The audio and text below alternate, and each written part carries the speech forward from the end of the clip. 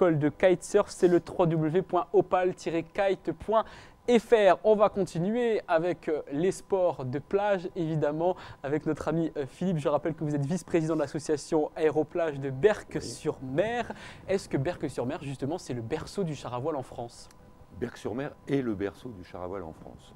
Le berceau européen, c'est la Panne, 1898 à peu près, et on peut dater l'apparition du char à voile à Berck en France en 1904, entre autres avec les essais du peintre Jean Lavezzari et de Gabriel Voisin, voilà, qui ont essayé des ailes volantes, mais qui se sont intéressés à l'aérodynamique et donc ont utilisé la plage et les chars à voile.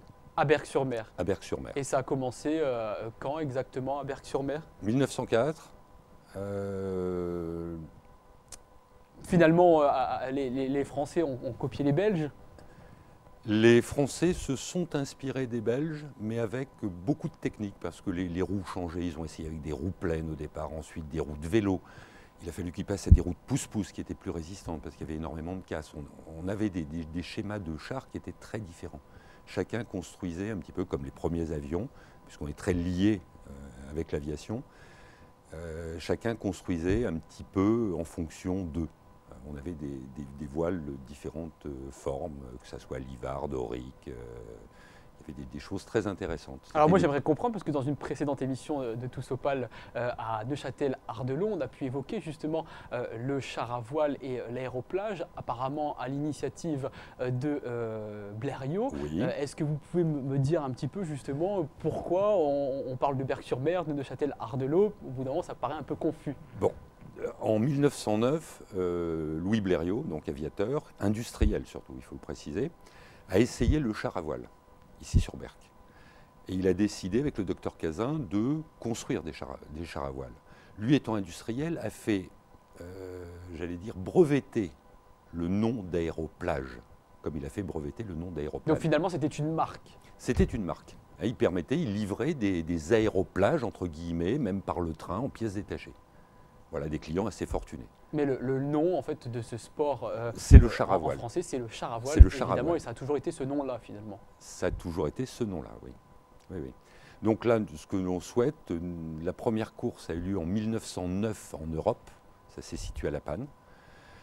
Et en 1912, le Sporting Club berquois a décidé d'organiser, on a d'ailleurs le premier règlement, a décidé d'organiser la première course en France de char à voile.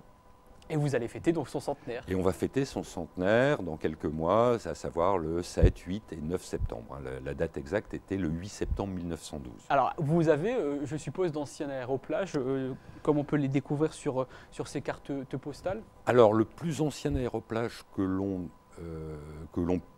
présente, ça appartient à un ami belge, c'est un Engelsmacher de 1912. Il devrait être présent, avec un gréement aurique, il marche comme un avion. Donc 100 ans jour pour jour, voilà, ça sera les 100 ans. Toujours fonctionner donc, sur la plage. Il a été retrouvé, restauré amoureusement et roule très très bien. Et finalement, ce ne sont pas des pièces de collection puisqu'on peut toujours les utiliser? Elles sont fragiles quand même, donc elles sont soumises à la corrosion du milieu marin et ça demande beaucoup de temps. Et est-ce qu'elles ont justement des matériaux différents de ceux que l'on peut utiliser aujourd'hui? À l'époque, il n'y avait pas de fibre de carbone, puisque maintenant nos chars de course sont passés au carbone, Kevlar, sont des engins ultra performants qui vont à plus de 3 fois la vitesse. C'est beaucoup modernisé. C'est l'évolution, mais il ne faut pas qu'on oublie nos racines. Si on oublie les balbutiements du char à voile avec des engins qui étaient généralement avec des roues directrices 4 roues, des roues directrices arrière, on oublie un petit peu nos racines. 4 roues et aujourd'hui 3 roues maintenant, c'est ça? 3 roues, oui, avec une roue directrice à l'avant. Les chars à direction arrière avaient l'inconvénient de faire des têtes à queue très facilement. On va revenir un petit peu aux matériaux. En fait, par exemple, celui que vous allez présenter là pour le centenaire, oui. C'est avec une voile en quelle matière? Alors à l'origine, c'est du coton d'Égypte. Bon, maintenant, on a des matières qui sont moins, comment dirais-je, moins difficiles d'entretien parce que ça pose énormément de problèmes. Même question que tout à l'heure, Jérôme.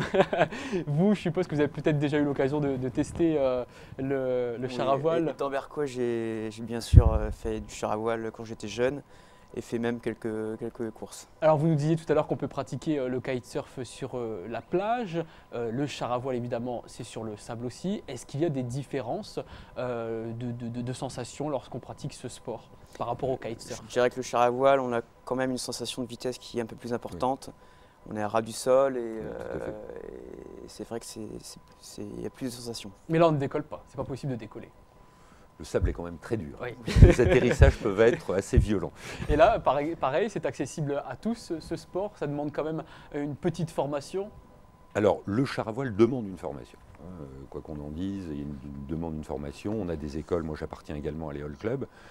On a des écoles, on forme les gens. On a principalement une école de sport où on entraîne des jeunes à partir de 10 ans. Chose importante, et il faut que les gens soient formés parce qu'il y a des règles de roulage, un petit peu comme sur la route. On ne peut pas faire n'importe quoi avec un char à voile sur la plage. Il faut respecter évidemment certaines règles. Il y a règles, des règles de roulage impératives à respecter. Comme n'importe quelle pratique finalement sportive. Tout à fait. Évidemment. On va terminer très rapidement. Je vais rappeler donc les dates pour le centenaire avec de nombreuses manifestations qui seront organisées. Le centenaire de la première course de char à voile, ce sera les 7, 8 et 9 septembre prochains. Merci de votre participation à tous les deux. C'est un plaisir de vous accueillir dans cette émission Tous au Pal. On se retrouve demain évidemment ici à Berck-sur-Mer. Soyez au rendez-vous et un grand merci une fois de plus aux équipes techniques qui travaillent sur cette émission. À demain.